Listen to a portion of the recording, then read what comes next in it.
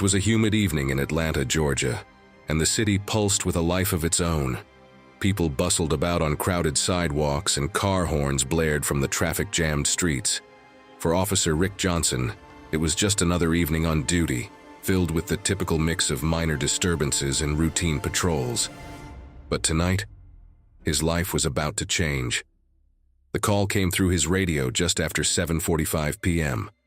A seemingly ordinary call, nothing that would usually pique his interest. But as he pulled up to the scene, he had no idea he was about to confront someone powerful, someone with influence beyond his wildest imagination. There, under the dim glow of a streetlight, stood a black woman, tall and elegant, her silhouette exuding an undeniable strength. As Officer Johnson approached her, his instincts kicked in, and he found himself reacting quickly, aggressively. His assumptions about who she was would trigger a series of events that would soon spin out of his control, leaving him to face a devastating revelation. By the end of the night, he would come face to face with the true identity of this woman. And with it, he would realize just how much he stood to lose. Atlanta's downtown area was particularly alive that evening, with the lights from buildings reflecting off the rain-soaked streets. Officer Rick Johnson, a man hardened by 15 years on the force, was wrapping up his shift, looking forward to heading home. The coffee he held in his hand was his third of the night, a bitter reminder of the long hours and the often ungrateful nature of the job. He glanced at the clock on his dashboard. 7:45 p.m. Just 15 minutes more, he thought, before his shift ended. But just as he took a sip, the radio crackled to life with a call. Suspicious individual near 5th Avenue and Peachtree Street, possibly loitering by a black Mercedes. Officer assistance requested. Johnson felt a pang of annoyance but acknowledged the call. This late at night, he muttered to himself, people just don't know when to go home. Setting his coffee down, he flicked on the siren and navigated his way through the maze of one-way streets. As he approached the location, his eyes landed on a black Mercedes parked under a dim streetlight. Beside it stood a tall black woman, her figure shrouded by the shadows but unmistakably poised. She wore a white suit, immaculate and professional, her heels clicking against the pavement as she checked her phone. Johnson felt an inexplicable surge of frustration as he pulled up and got out of his car. "Ma'am, may I ask what you're doing here?" Johnson's voice was brisk, carrying the weight of authority. The woman lifted her head, her eyes meeting his with a calm, unwavering gaze. "I'm waiting for someone," she replied, her voice smooth, composed, and strikingly confident. Something about her tone set Johnson on edge. It was as if she expected his question, as if she was prepared for this confrontation. "I'll need to see some ID," he demanded, holding out his hand. Without breaking eye contact, she reached into her bag and handed him her ID. He glanced down at it, reading the name. Dr. Olivia Monroe. The name didn't ring a bell, and he barely registered her title. He handed it back to her with a scowl. "You mind stepping away from the vehicle?" She hesitated, a frown crossing her face. "Officer, I don't see why that's necessary. I've given you my ID. I've done nothing wrong." But Johnson's patience was already thin. "Look, I asked you to step aside from the vehicle," he repeated, his tone hardening. Without waiting for her response, he reached forward and took her by the arm, pulling her back. But as he did, a small crowd began to gather, some bystanders pulling out their phones, recording the interaction. She winced but maintained her composure. "This is unnecessary, officer," she said softly, but her words were drowned out by the commotion. What neither of them realized was that those videos would soon go viral, sparking outrage and starting a chain reaction that would alter both of their lives forever. Back at the precinct, Johnson felt a lingering sense of unease. The way the woman, Dr. Monroe, had looked at him, calm, unbothered, almost amused, kept replaying in his mind. He shrugged it off, assuming she was another defiant citizen trying to give him a hard time. As he processed her paperwork, he avoided looking too deeply into her credentials, brushing off her title and the sense of authority she exuded. Meanwhile, Dr. Monroe sat in a holding cell, her expression unchanging. She was calm, serene even, as if she were merely waiting for the inevitable. Her confidence had not wavered, and as whispers started circulating around the precinct about her identity, officers began to gather, watching the incident video with growing concern.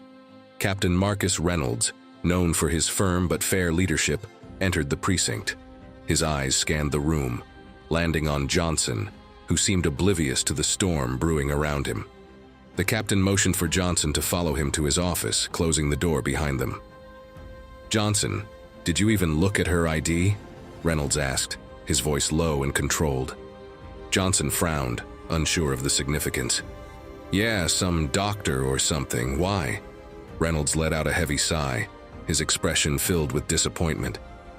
"Olivia Monroe isn't just some doctor.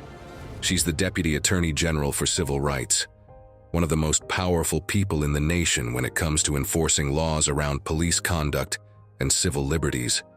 Do you have any idea what kind of mess you've just created?" Johnson's face paled.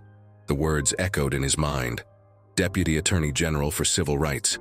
He looked down at his hands, the realization of his actions hitting him like a freight train. This wasn't just a procedural mistake. This was a career-ending disaster. The morning headlines were relentless. News articles, social media posts, and television broadcasts all carried variations of the same story. Police officer detains high-ranking civil rights official. The footage recorded by the bystanders showed Johnson's harsh treatment, and the public's outrage was palpable. Hashtags like #Justice for Olivia and #End Police Bias exploded across social media, fueling the firestorm. As the day unfolded, Johnson found himself facing inquiries from his superiors, a meeting with internal affairs, and the simmering anger of the community. But the most chilling moment came when Dr. Monroe herself sat across from Captain Reynolds in a conference room, her presence casting a heavy shadow over the room.